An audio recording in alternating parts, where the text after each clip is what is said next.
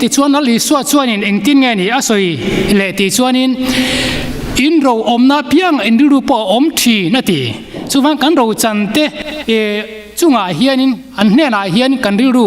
om thian ani chunu le pa ni to te chuanin kan haimia in karing lo hei voina no pang Sunday school in thatak main item anron manga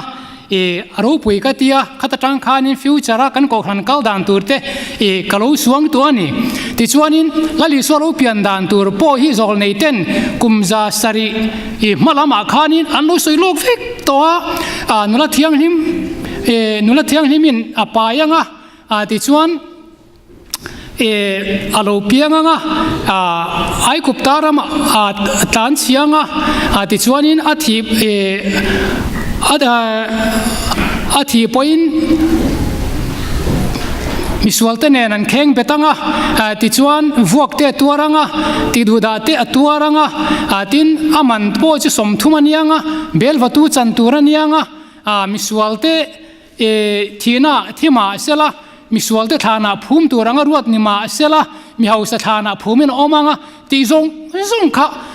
zol nei te hianin anu soi to iswa pian tur chungchang le achan chin hi zol nei te le khabua tang hianin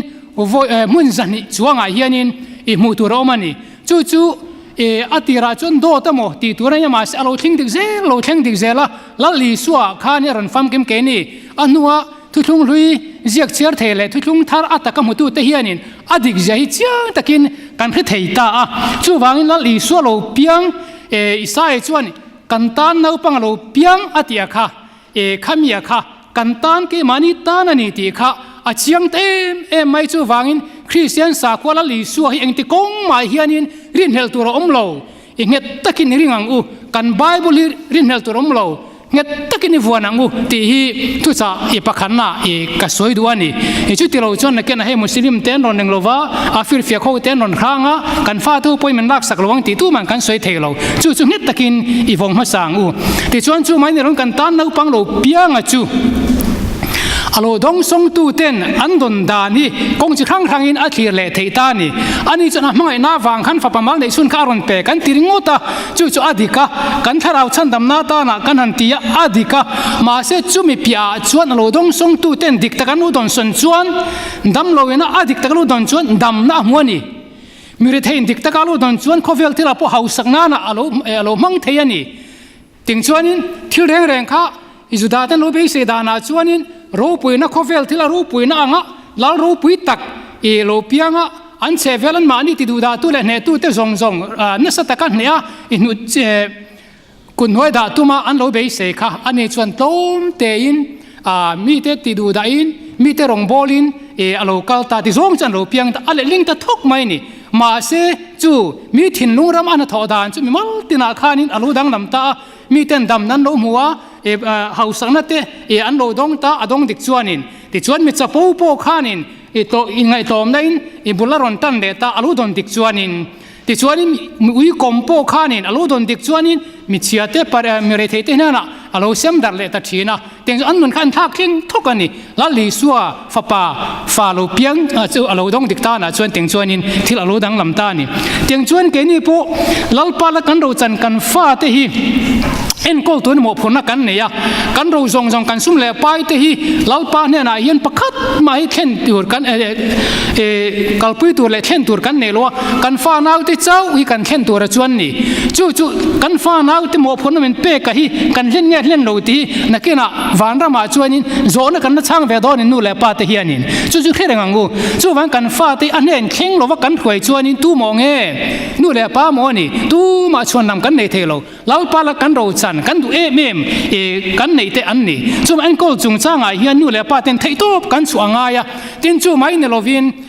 nu le pa te chau hianin fa nau te en kol pui tling tur chuan all lo ko khan nen hian na sataka kan tan du na ngai ti chuan mi chena an ron ena pang hoina leman ron channa khovel zong kala thil siam zong hen chan chin thil tura ilali sun commission pe ka kha ke ni helaya mizo United Methodist ko khan hian no pang Sunday school zirti tu tang rual hianin atakin kan ti hlo ting don ani he khovel he lai ram changkanga kan lo kala kan fa te kan lo chuanin apoi dona tin kan mo phun kan ti tu pathian min ko usan kan ti hlo tin lo chuan amo kan phur don ani kala khia reng chu Methewa pian himla hian punhuna lom tu khanin America president turani hi atia chu ti ve thena kha omani America ram president tur chon arama piang an angai tatani chu i do da ni ti kan soi thei mi alo ti chon man ni khanin pastor tluanga kha alo kala poisa kan ne lo wangin ke mani hne na roi tur kan lo be se deu kha kan roingam talova ti chuanin Wisiliana kan valku makhanin ama chengna ko ta ti chuanin tong tai ka sem do ne tong tai sem tolna pianga chuanin min khoiro min tia ti chuanin ka huai ta a tong tai la ka du mai chu a tong tai sangna khan an fa te helai rama piang te hi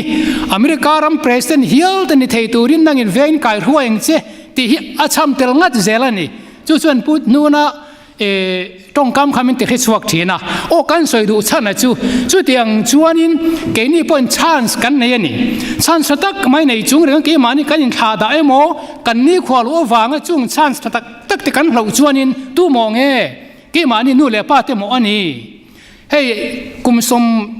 sari kan han nai chho ve to kan nau pan lai tanga kan tlang wal thenga chung ko rang puitin dan kan thir hianin nu le pa fel ta bi takin nu fel fa te kai huai thei te atanga piang fa te hi an lo puitinga mi puichunga an ron leng de vekani chu wangin no pangin ko na chungchanga hianin nu le pa te hi riru nei takin i omang u abi takin nu te hi no pang ne na in nai zualan nia nu fel pa fel taka nu fel tak karat piselian inau pang hi anjik tuak du le zual chu ke ma min nge yana chu mi te khami te po ti tu soi thei tam tak kan ni chu thu de kan ni chu wangin kan fa nau te an lo puitin zel na ta na hian nu le pa ten thei top i choila ko khan ne nin tang dun ila nakina helai rama lalpan min ko chan ya chan chin tha puang dara nget taka emi te tan pui thei turin mi china drama kan chanang khanin mi te ta na mal som ni turin lali sur Krista po aring tu zong khovel tan mal som na nang pukhanin kan fa nau pang te poi mi te tan mal som nen turin ko khan nen tang rualin thei to pi chuangu he ko khan nal pan adin chan ti hlo thing turin nau pang Sunday school zirtir tu fakom takte nen hianin thei top choin ma i pen zerang u chu ka thei to in selal pan kan zat mal min som sak ro se